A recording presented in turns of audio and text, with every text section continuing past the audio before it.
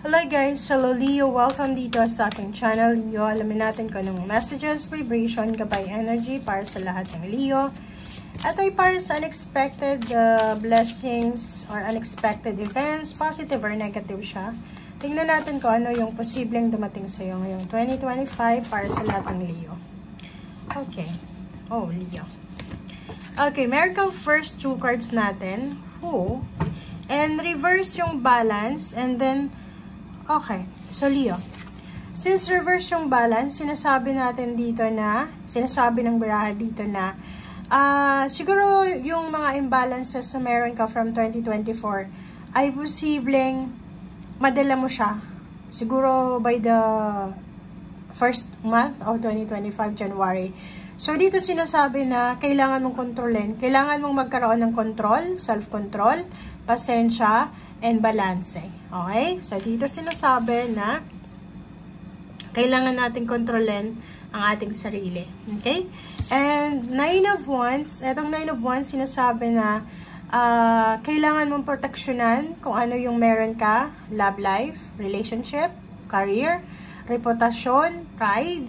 So, ihanda mo yung sarili mo dahil maraming obstacles and challenges na pwede kang pagdaanan. And never give up. Okay? Ask for angels, ask your angels for help, ask your guidance.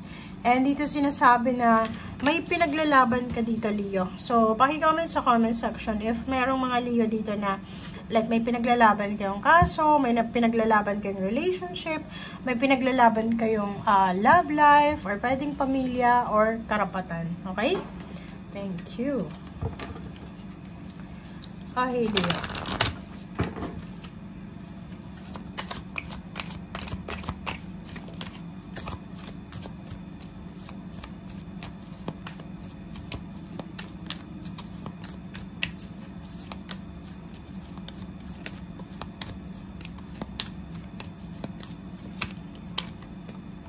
Okay.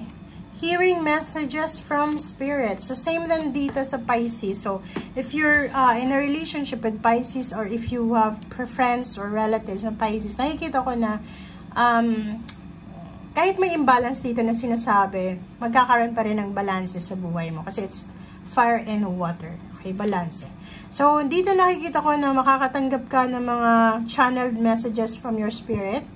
So, kung halimbawa meron kang mga confusion, marami kang katanungan, answers ay ipoprovide sa'yo ng iyong spiritual helpers, guides, angels. So, makinig ka sa sinasabi ng iyong intuition. Makinig ka din sa sinasabi ng iyong puso. Parang ganun. Okay, I hope na maganda yung alignment natin. Okay, wait lang guys.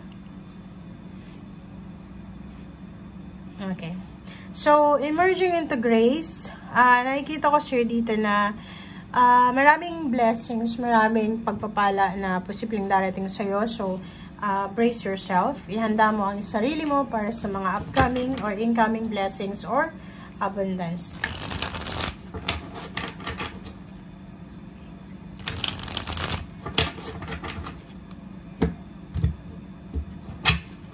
Okay. First card natin is Queen of Wands. So, nakikita ko dito na freedom. So, isa sa posibleng blessings na matatanggap mo this year is yung freedom. Freedom from work or from relationship or kung ano man to na kalayaan. So, kung halimbawa meron kang kaso na involved, posibleng papabor sa'yo yung hustisya, magiging malaya ka. Or nakikita ko sir dito na malaya kang makakagalaw ngayong 2025. Kasi minsan 'di ba, may mga taon na restricted tayo, parang ang dami natin gustong gawin pero hindi natin magawa. But in your case, nakikita ko yung Queen of Wands, sobrang parang free, sobrang contented, sobrang parang ano siya, nakukuha niya, parang feeling niya kaya niyang i-manifest lahat ng gusto niya. Okay, Princess of Cups, nakikita ko yung friendship, collaboration, new life, new acquaintances. Ang daming tao na papasok sa buhay mo, okay? It's either partner sa trabaho, partner sa intimate, or kung ano pa man. So, ito naman na Prince of Wands. nakikita ko sa'yo na same, may mga offer ng job, offer ng relationship, and then nakikita ko sa'yo dito yung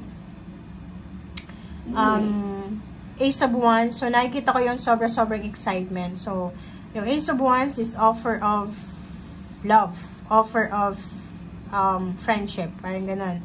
Nakikita ko yung sobrang excitement, sobrang energy na to, sobrang fiery ng energy, sobrang init ng energy na to. Okay?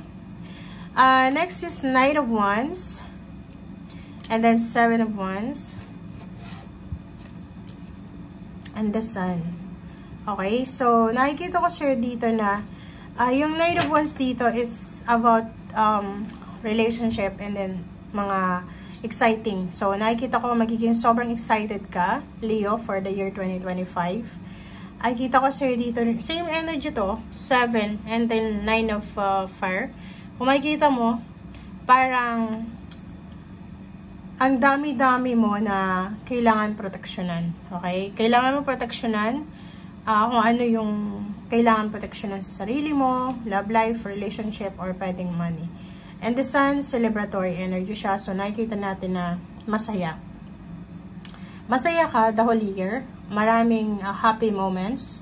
Maraming news worth celebrating. Like engagement, kasal, birth of baby, birth of new ideas, mga house blessing, housewarming, parang ganun, baby shower, despedida party, or anything siya. Okay? Queen of Pentacles, nakikita ko sa'yo ang ganda nito.